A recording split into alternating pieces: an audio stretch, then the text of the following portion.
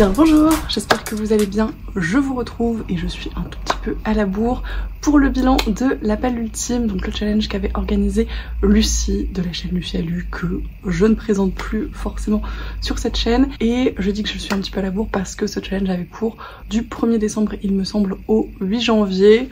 On est bien fin janvier au moment où je vous filme cette vidéo, donc il s'est passé quelques petites semaines depuis la fin de ce challenge, mais je n'ai pas eu le temps de vous faire cette vidéo avant, donc mieux vaut tard que jamais. Et c'est bien parce que ça va me permettre de faire le bilan globalement de mes lectures de décembre. Il y en a une bonne partie dont je vous ai parlé à l'occasion des vlogmas, mais pas toutes, et je me suis dit que dans tous les cas ça permettrait de faire un petit tour d'horizon global de mes lectures du coup de tout le mois de décembre et de début janvier, parce qu'il y en a eu quelques-unes quand même début janvier qui rentraient dans ce challenge, donc c'est l'occasion encore une fois de vous les présenter. Je vais essayer de ne pas m'éterniser et de vous faire un petit aperçu global de chacune de ces lectures, et je vous propose qu'on commence tout de suite. Alors comme d'habitude et pour la plupart des challenges que vous avez vus ici ces derniers mois, je pense, je n'ai pas particulièrement, ou en tout cas pas à 100% respecté la pile à lire que je m'étais faite au départ. C'est relativement systématique je pense, mais voilà, il y a des moments où je lis d'autres choses qui peuvent rentrer dans ces catégories, et dans ces cas-là,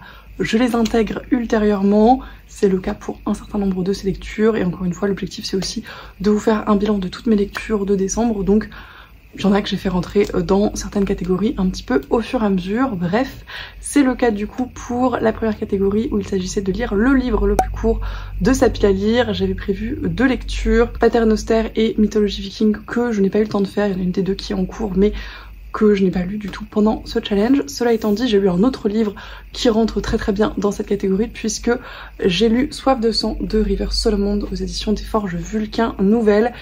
Un service presse qui m'a été très gentiment envoyé par la maison d'édition, que je remercie encore. On est ici dans un recueil de nouvelles écrit donc par l'auteurice que la maison d'édition donc aux Forges Vulcain a rassemblé. C'est pas un recueil de nouvelles qui existe en anglais, c'est plein de nouvelles qui ont été publiées dans plein d'anthologies différentes, et eux ont fait le travail un petit peu de collecte et de rassemblement pour donner donc cet ouvrage qui n'est pas à mettre entre toutes les mains. Très clairement, c'était une lecture assez dure à plein de niveaux, bourrée de trigger warning en tout genre. C'est des nouvelles où l'auteurice va explorer un certain nombre de thématiques qui lui sont, je pense, assez chères et assez personnelles pour certaines, mais on va traiter du coup du racisme, de l'esclavage, de la violence qui est inhérente à ces deux choses, de ce que c'est d'être une femme, de ce que c'est d'être une femme noire, de ce que c'est d'être noire et non-binaire, enfin voilà, de toutes ces questions et de toutes les violences qui peuvent en découler malheureusement.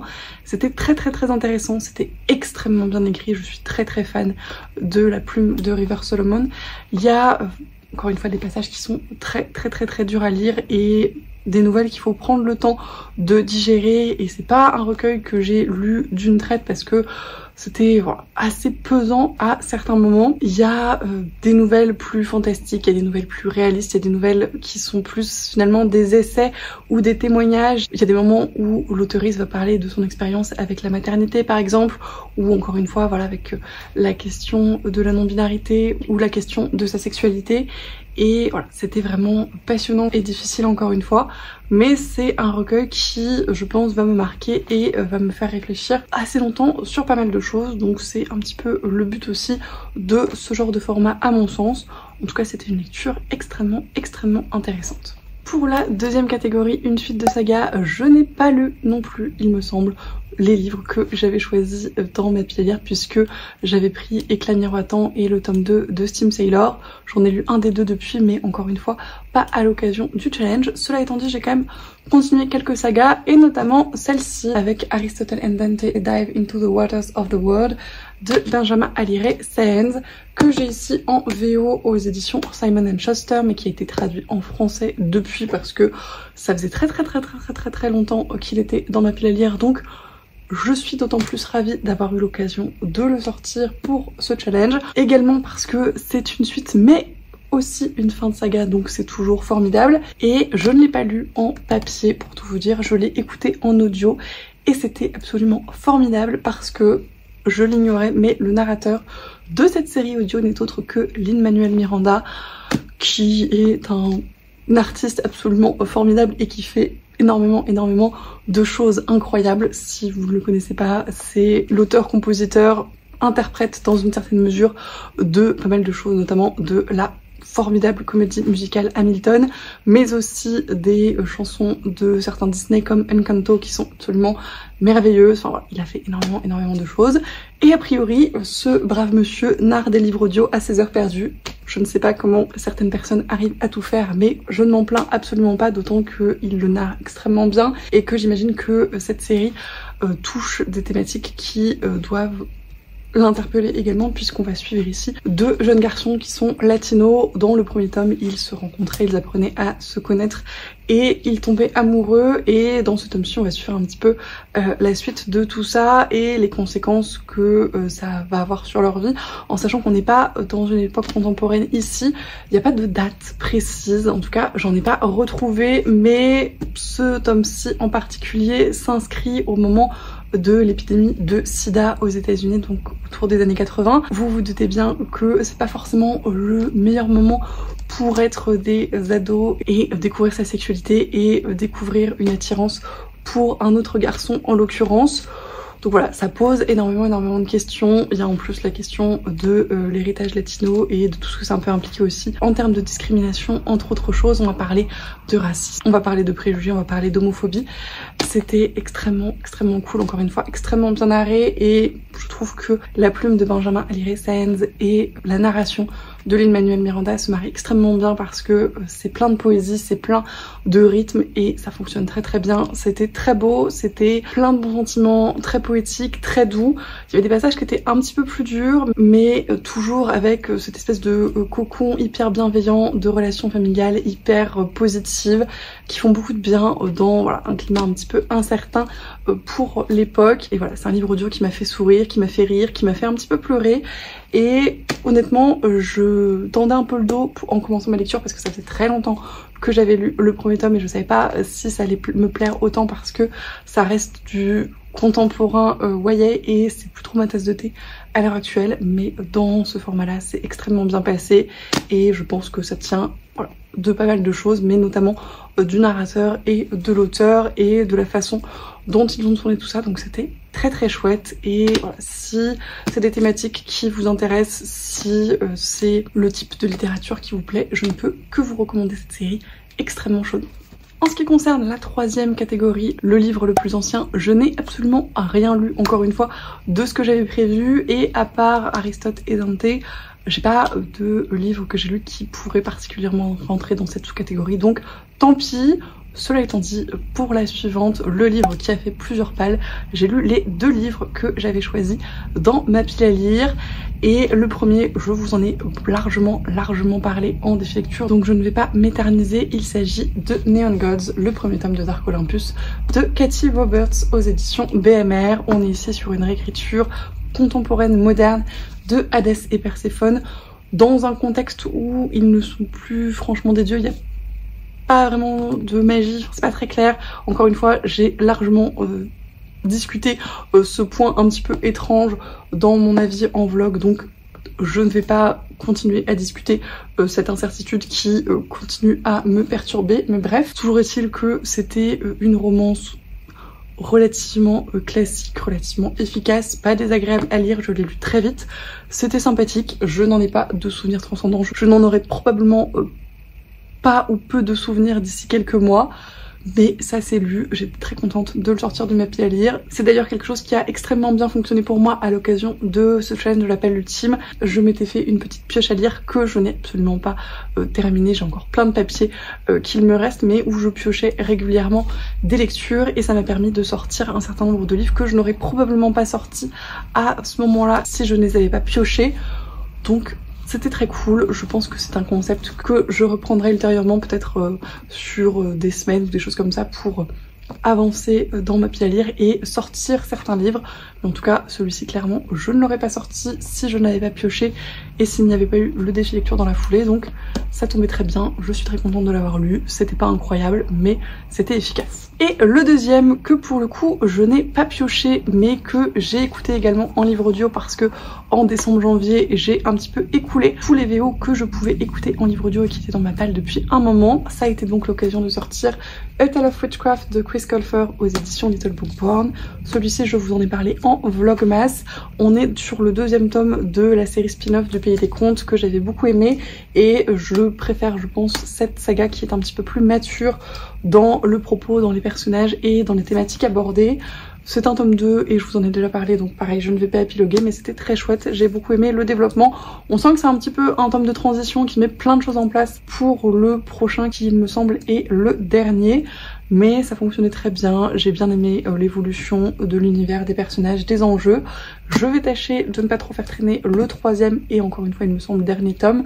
Il est disponible en livre audio. Je me le procurerai, je pense, en papier ultérieurement parce que j'ai bien envie de tous les avoir dans ma bibliothèque, mais je vais tâcher de l'écouter très bientôt. Pour la catégorie, celui qui me fait le plus envie, encore une fois, je n'ai pas du tout lu les livres que j'avais prévus. J'avais mis La Reine Traîtresse et Checkmate. J'ai lu un des deux encore une fois depuis. J'ai quand même bien écoulé ma palle ultime dans le mois de janvier, ou en tout cas ce qu'il en restait, donc je vous en reparlerai, mais en tout cas c'était pas dans le cadre temporel du challenge, donc ça ne rentre pas vraiment. Cela dit, j'ai écalé l'explorer livre anglophone du mois de décembre, donc Bookshop and Benedict de Travis Baldry, que j'ai écouté encore une fois en livre audio avec grand plaisir et que j'ai absolument adoré. Encore une fois, je vous en ai parlé en vlogmas, mais c'était un plaisir pour moi de retourner dans cet univers. On est ici dans un préquel de Legend and Lattes, qui est donc de la cozy fantasy qu'on avait lu également en Explorer Livre et qui était formidable.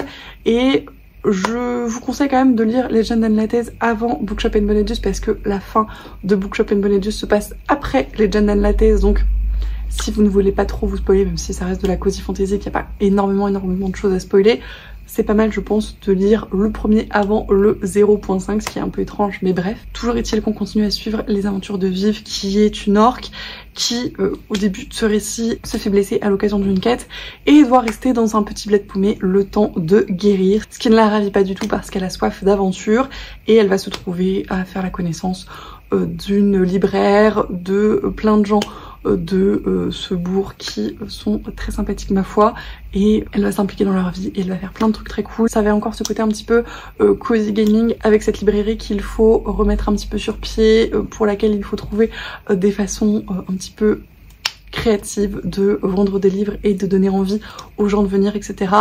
C'était très chouette, j'ai passé un excellent moment, c'était très doudou, très mignon, et encore une fois, si vous n'avez pas découvert ces récits, je vous les recommande chaudement. Bookshop and Benedict n'a pas encore été traduit, mais Legend and Lattes est disponible aux éditions Inis en français, et je pense que le préquel va être traduit incessamment sous peu au vu du succès de cette série. Donc voilà, si jamais vous ne l'avez pas lu et que vous aimez la cozy fantasy, je vous la recommande très chaudement.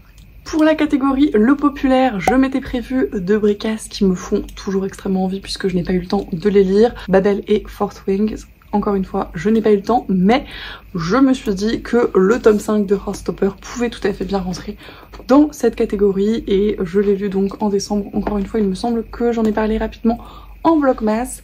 C'était absolument adorable. Je suis extrêmement fan de cette série de romans graphiques où on va suivre donc Nick et Charlie, qui sont deux ados qui se rencontrent au début du premier tome au lycée et qui commencent à entretenir une relation. Charlie sait qu'il est gay, il a été outé l'année dernière et c'est un petit peu compliqué pour lui. Nick ne s'est jamais particulièrement posé de questions sur son orientation sexuelle, mais ça va remuer un certain nombre de choses et leur relation est absolument adorable. Ces livres sont toujours des petits moments extrêmement doux. Il y a des thématiques un petit peu plus dures qui sont abordées, notamment en termes de troubles du comportement alimentaire, de harcèlement, d'homophobie, de choses comme ça, mais ça reste quand même dans une ambiance extrêmement douce, extrêmement bienveillante et ça fait énormément de bien. Ce tome 5 n'a pas fait exception à la règle. Je croyais en l'achetant que c'était le dernier volume, mais j'ai été absolument ravie de découvrir qu'il y en aura un 6e à paraître qui va probablement attendre un petit peu parce que celui-ci est paru juste en fin d'année. Mais je suis absolument ravie que la série continue encore pour un épisode. Et encore une fois, si vous n'avez pas découvert Heartstopper, je vous le recommande extrêmement chaudement. Autant il y a des catégories où je n'ai absolument rien lu, autant il y a des catégories pour lesquelles j'ai été extrêmement efficace, et notamment pour celle-ci, Lucie proposait de lire des livres en pause depuis trop longtemps et j'ai lu pas moins de 3 livres dans cette catégorie, ce qui me ravit encore une fois. Le premier, je l'ai lu en lecture commune avec elle et c'était formidable, L'Avec de Megan Linden et Stephen Bust aux éditions ActuSF qu'elle m'avait offert à l'occasion de notre premier swap, si je ne dis pas de bêtises. Donc ça commençait à remonter un petit peu et il était grand temps que je le sorte de ma pile à lire. On l'avait commencé cet automne et c'était pas trop le moment pour moi de faire une lecture commune un petit peu suivie, donc on l'a repris vers la fin du challenge L'Appel Ultime et on l'a terminé et c'était très chouette. C'est un livre qui est un petit peu hybride parce que initialement ça ressemble à un recueil de nouvelles et on a une alternance d'écrivains. Ça commence par Stephen Bust et ensuite c'est Megan Linden, donc Robin Hobb qui s'y mêle, etc. Mais en fait c'est des nouvelles qui se passent dans le même univers, qui suivent les mêmes personnages et qui ont la même timeline. Donc dans l'ensemble c'est un roman à part entière si on veut, avec plein de petits épisodes qui sont narrés parfois par des autoristes différents et ça fonctionne plutôt très bien. Il y a quand même une unité qui se dégage de l'ensemble et il n'y a pas d'incohérence ou de choses comme ça, donc c'était très cool. Et voilà, le format est très intéressant je trouve. On va se retrouver du coup dans l'univers de L'Avec, qui est un univers de fantasy qui a priori a inspiré pas mal d'autoristes et sur lesquels il existe pas mal de choses. Je crois que c'est un univers qui se sont un petit peu passés aux uns et aux autres, ce que je trouve très intéressant également. Et c'est un univers dans lequel la chance est un petit peu le système de magie si on veut. C'est-à-dire que chaque année, le jour et l'heure de sa naissance, chaque personne peut garder la chance qu'il va recevoir à ce moment-là et s'il sait l'utiliser, va pouvoir en tirer de la magie. On va suivre le personnage de Kalou qui est orpheline, qui est élevée par une aubergiste et qui compte bien maîtriser sa chance et en faire quelque chose cette année, sauf qu'elle ne sait pas du tout quand est-ce qu'elle est née exactement, ni même le jour de sa naissance, donc c'est un petit peu compliqué. Elle va se rapprocher d'un magicien pour essayer d'obtenir des réponses et de là va y avoir un certain nombre de péripéties qui vont s'en suivre. C'est un livre qui traite donc de cette question de magie mais qui en sous-texte est plutôt axé sur la découverte de soi et l'adolescence, le passage à l'âge adulte et comment on se construit finalement quand on n'a pas de base initiale, donc quand on est orpheline et qu'on sait pas trop d'où on vient et qui sont nos parents, etc. Il y a plein de sujets encore une fois qui sont abordés en sous-texte et qui étaient très intéressants. Dans l'ensemble c'était une très chouette lecture et une très très bonne lecture commune et je suis ravie qu'il ne soit plus en pause dans mes lectures en cours et dans cette espèce de no man's land. Très contente d'avoir pu le sortir à l'occasion de ce challenge. Le deuxième qu'encore une fois je suis très contente d'avoir sorti et que pour le coup j'ai pioché, ce qui était plutôt une bonne chose pour lui parce que encore une fois, je ne l'aurais probablement pas lu aussi vite si ce n'avait pas été le cas. C'est le premier tome de Dark Rise de C.S. Paca aux éditions Big Bang. Je l'avais commencé encore une fois en lecture commune avec Lucie et Cécilia de Jurassic Jones. Lucie l'avait terminé depuis belle lurette au moment où je l'ai repris et Cécilia l'avait abandonné parce que ça n'avait pas fait pour elle. Donc j'étais un peu pas hyper sûre de le finir, pas hyper sûre de quoi que ce soit et voilà, il était en pause, j'avais dû lire une centaine de pages, je savais pas trop quoi en penser, donc vraiment, encore une fois, si je n'avais pas pioché, probablement il aurait encore traîné bien longtemps dans cette espèce de no man's land de livre en pause. Et je l'ai pioché et je me suis motivée et je l'ai terminé. Je suis un petit peu mi-figue mi-raisin pour cette lecture. C'est de la fantasy young adult, on va suivre pas mal de personnages qui sont dans un univers relativement sombre où il y a des choses assez classiques en matière de fantasy, c'est-à-dire des prophéties, un espèce de grand méchant qui cherche à dominer le monde, qui a plein de sbires relativement peu sympathiques, une espèce d'armée de la lumière, etc. Enfin voilà, des tropes relativement classiques encore une fois. Et pendant un long moment, je savais pas trop où on allait avec tout ça. On suivait des personnages qui étaient relativement attachant mais sans plus, rien qui me transportait particulièrement et j'avais pas mal de mal à me caler dans l'univers et dans ce qu'on essayait de m'expliquer à ce niveau-là parce que, et je pense que ça tient aussi pas mal à des soucis de traduction, mais il y avait plein de choses qui étaient pas très claires à mon sens, et notamment pour le grand méchant, il est question du roi de l'ombre qui, si je ne dis pas de bêtises, est l'espèce de Sauron de cet univers, et de ces sbires qui sont les rois obscurs et qui sont à mon sens un peu comme les Nazgûl. Et vraiment je trouve que Roi de l'ombre et Roi obscur c'est beaucoup trop proche en français pour que ce soit extrêmement clair. Et il y a plein de moments dans ma lecture où je me suis arrêtée ne sachant pas si on parlait de l'entité toute puissante ou de ses larbins. C'était pas très pratique en termes de construction d'univers encore une fois et pour bien m'y retrouver, donc je pense que ça n'a pas aidé à ce que j'apprécie ma lecture et à ce que j'ai envie de la continuer. Cela étant dit, et au moment où j'ai repris ma lecture, finalement, dans la deuxième moitié, il y a eu un certain nombre de plot twists qui étaient plutôt intéressants et de choses relativement intrigantes pour la suite. Il y a un petit côté prince captif dans certaines dynamiques qui, encore une fois, apparaissent plutôt dans la seconde partie et qui fonctionne très bien parce que je pense que c'est quelque chose que l'auteuriste sait extrêmement bien faire. Donc voilà, il y a des petites choses qui quand même m'ont un peu tenu en haleine sur la deuxième moitié du récit, qui m'ont donné envie de connaître la suite. Je pense que je lirai le second tome, même si celui-ci ne m'a pas particulièrement convaincue. Il y a plein de choses, comme je le disais, que j'ai trouvé un petit peu bizarre et relativement oubliable. On est sur un très soft magic system, il y a très peu d'explications sur le système de magie, sur comment il se construit et comment il se conçoit.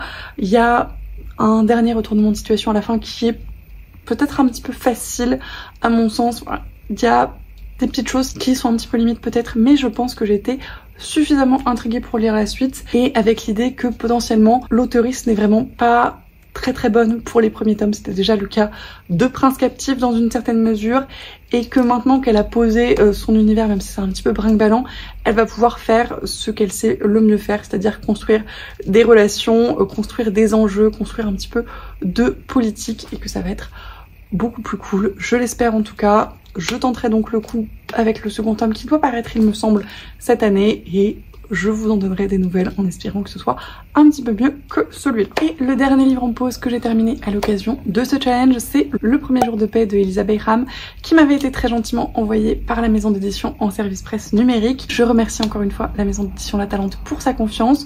On est ici dans un genre tout à fait différent puisque c'est de la science-fiction post-apocalyptique si on veut, et c'est une petite novella qui fait peut-être 200 pages, quelque chose comme ça, où il va être question de l'après-apocalypse et de revenir effectivement à une forme de paix mondiale et de comment on peut s'organiser pour que les guerres et les débordements et toutes ces choses-là ne soient plus qu'un souvenir et qu'on retrouve un équilibre malgré les dérèglements climatiques, malgré les ressources limitées, etc. C'était très intéressant à plein de niveaux. Il y a tout un passage où on va suivre des médiateurs qui arrivent dans des villages ou des villes et qui vont essayer de régler les conflits qui s'y déroulent. Et puis il y a, pareil, je pense au milieu ou au dernier tiers du récit, un autre twist avec l'intervention de choses très différentes de ce qui était défini initialement, qui m'a un petit peu perturbée et sur lequel je sais pas encore trop où me positionner parce que c'était intéressant dans une certaine mesure, même si ça manquait peut-être un petit peu de développement, mais encore une fois, je pense que ça tient aussi du format de la novella. Mais du coup, ça remettait en question un certain nombre des enjeux et de la façon dont ils avaient été amenés précédemment. Et ouais, c'était un peu étrange. Dans l'ensemble, c'était très intéressant. J'ai bien apprécié ma lecture. Je pense que je l'aurais davantage apprécié si je ne l'avais pas mise en pause et si j'avais pu le lire d'une traite, mais encore une fois, quand je l'ai commencé, c'était pas franchement le moment. J'ai bien apprécié le style d'écriture de l'autrice, j'ai bien apprécié pas mal des thématiques abordées et encore une fois, dans cette optique de paix et d'apaisement, j'ai trouvé qu'il y avait plein de choses très intéressantes, mais je reste un peu dubitative sur ce twist et sur ses conséquences, ce qui fait que ça a été une bonne lecture, mais pas aussi incroyable que ça aurait pu l'être probablement, encore une fois, si je l'avais lu dans de meilleures conditions. La catégorie suivante, c'était lire un cadeau et ou une recommandation. Et encore une fois, c'est un livre que j'ai pioché dans les Vlogmas. Et c'est Sol de Antonio da Silva aux éditions Rouergue, qui m'avait été offert par Lucie à l'occasion de notre dernier swap. Si je ne dis pas de bêtises, pas le calendrier de l'Avent, mais celui de cet automne. Qui est donc de la science-fiction où on va suivre le personnage d'Aqua, qui est une Solarienne, c'est-à-dire un peuple qui se nourrit littéralement du soleil qui est vert, donc qui produit de la chlorophylle et qui n'a besoin que d'eau et de soleil pour survivre, qui vivent dans un paysage absolument idyllique sur une île un petit peu paradisiaque, sauf qu'on va vite se rendre compte que ce n'est pas si simple que ça et qu'ils sont en conflit avec les humains qui habitent à côté, et que si leur île est paradisiaque, ce n'est pas du tout le cas du monde extérieur. On est donc dans de la SF post-apo young adulte, et c'était plutôt très chouette. C'est une lecture que j'ai lue très rapidement, que j'ai plutôt pas mal appréciée. J'ai bien aimé le style de l'auteur et la façon dont il amenait les choses et la construction de l'univers. C'était pas trop cliché pour un récit young adulte malgré tout, et même si voilà, il y avait des tropes relativement classiques dans le déroulé, et notamment dans un espèce de voyage qui va être initié par les protagonistes pour, dans une certaine mesure, sauver le monde, comme c'est souvent le cas. Ça restait très agréable à lire et j'ai bien apprécié les thématiques abordées et le fin mot de l'histoire et globalement le message de tolérance qui était passé dans le récit. Donc c'était une chouette lecture. Je remercie encore Lucie pour me l'avoir offert dans le swap. Si vous aimez la science-fiction young adulte ou vous avez quelqu'un dans votre entourage qui peut en être friand, je ne peux que vous le recommander parce que c'était plutôt très sympa.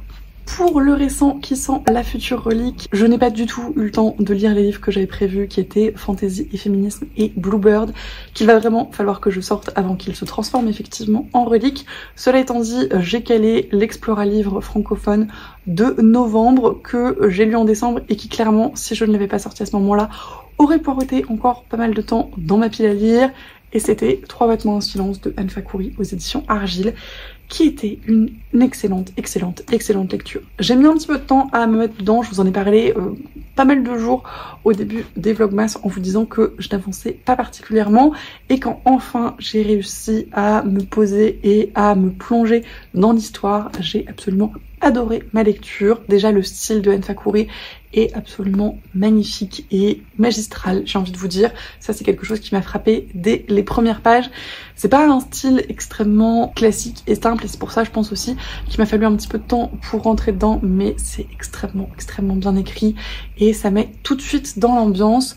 Au niveau de l'histoire, on va être sur une réécriture de la légende de Mélusine avec ses descendants qui sont les Délousies et notamment le personnage de Marco, qui initialement est pas très sympa et fait un peu anti-héros et a l'air d'être un mec bourru macho pas très cool, et qui plus on apprend à le connaître et on en apprend sur sa vie et son passé, devient attachant et intéressant, et voilà, avec une histoire qui est vraiment extrêmement cool à découvrir. On est typiquement dans la faillerie que j'apprécie, avec ce côté un petit peu nébuleux, pas toujours très clair, on sait pas exactement franchement ce qui se passe et les tenants et les aboutissants d'un certain nombre de choses, mais c'est absolument passionnant, l'ambiance est absolument magique et merveilleuse au sens propre du terme, et les thématiques abordées et la façon dont elles le sont extraordinairement bien. Il y a un côté très classique, très mythique dans le récit qui est twisté de façon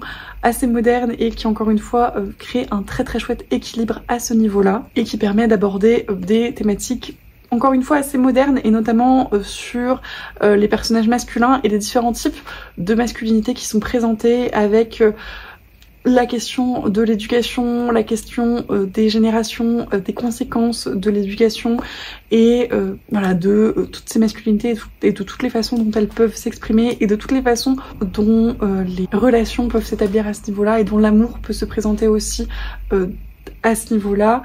C'est plein de poésie de façon très étonnante, et ça présente plein d'amours très différents et traité de façon différente, ce que j'ai trouvé absolument génial. Il y a une grande part de la musique, que ce soit dans le titre, que ce soit dans l'écriture, que ce soit dans la construction ou dans les thématiques inhérentes au livre, et ça aussi c'était extrêmement bien amené. Il y a des thématiques aussi qui sont assez propres aux contes et aux légendes féeriques d'une manière générale, à savoir la question de la sorcellerie, de la magie contre la religion ou contre la modernité, et encore une fois tout ce que ça peut impliquer. C'était vraiment une très belle lecture. Pas mal de trigger warning, encore une fois, il y a des choses qui étaient un petit peu dures et un petit peu surprenantes aussi dans la façon dont elles arrivaient, et le côté vraiment très surprenant mais pas en bien de certains passages, donc Comme d'habitude, faites attention à vous. Mais en tout cas, c'était vraiment une excellente lecture et je vous la recommande extrêmement chaudement. Et cette vidéo va encore durer 372 ans parce qu'on n'est pas du tout proche de la fin. Pour le livre coup de tête, oublié, retrouvé dans ma pile à lire, encore une fois, je n'ai pas lu les livres que j'avais prévus, à savoir Les Loups Dorés et Girl Serpenthorn, mais j'ai lu un autre livre qui pour moi rentre très bien dans cette sous-catégorie, c'est In the Time We Lost de Carrie of Fletcher, que j'ai ici aux éditions Sphère, qu'encore une fois je n'ai pas lu en papier mais que j'ai écouté en livre audio comme tous les VO que je vais vous présenter je pense, et qui était plutôt très sympa. C'est le 3e roman de l'autrice que je lis et on est toujours dans du réalisme magique comme ces 2 premiers. Ici on va suivre un personnage qui après des déboires amoureux va se rendre dans un petit trou paumé en Écosse pour espérer y finir son livre puisqu'elle est romancière mais qu'elle n'a pas écrit grand chose depuis que sa vie amoureuse est partie un petit peu en sucette et elle va se retrouver bloquée dans une espèce de boucle temporelle que je ne savais absolument pas quand je me suis procuré ce livre parce qu'encore une fois c'était un petit peu sur un coup de tête et parce que j'avais bien apprécié les précédents romans de l'autrice.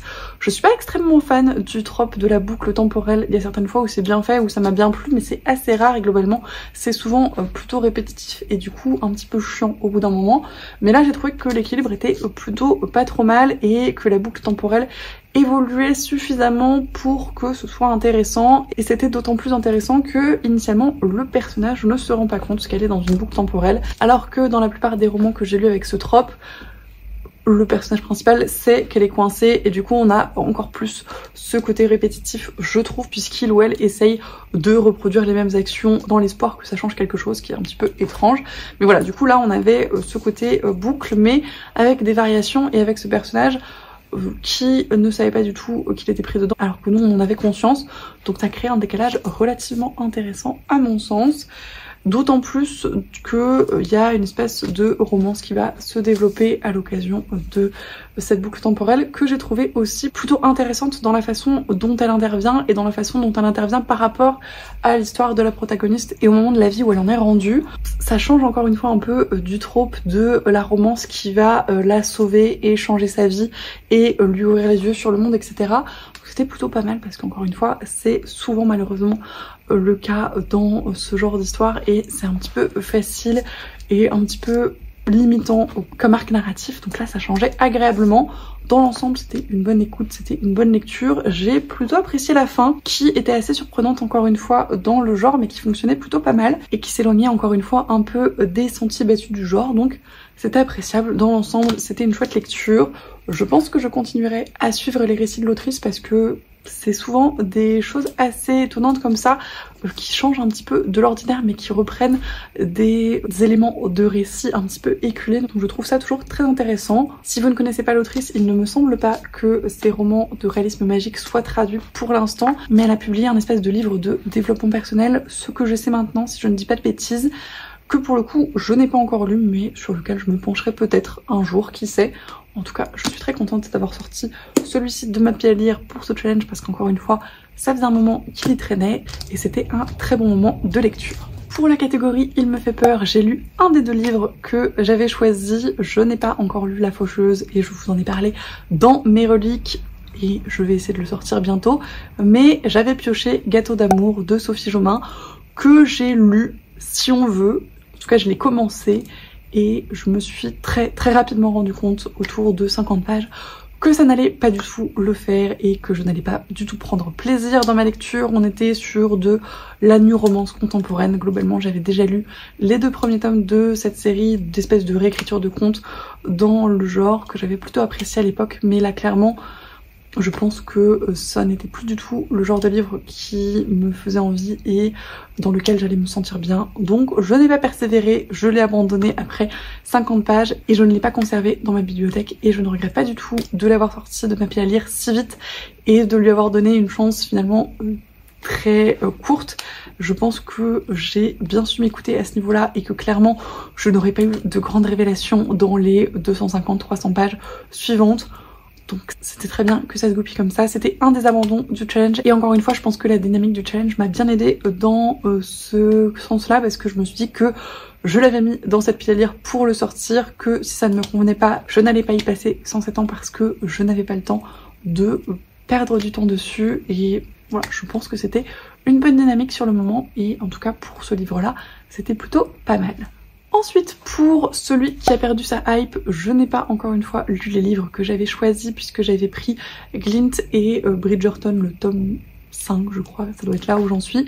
Je n'ai pas eu le temps de les lire, mais encore une fois j'ai mis un autre livre qui je trouve rentre très bien dans cette sous-catégorie et c'est Anyway The Wind Blows de Rainbow Rowell aux éditions Wednesday Books, qui est le troisième et dernier tome de la saga Simon Snow, qui a perdu sa hype parce que je l'avais acheté très rapidement après ma lecture du second tome et comme j'avais été un petit peu traumatisée par celle-ci, je l'ai encore une fois laissé poireauter dans mes étagères jusqu'à ce que je le sorte enfin à l'occasion de ce challenge.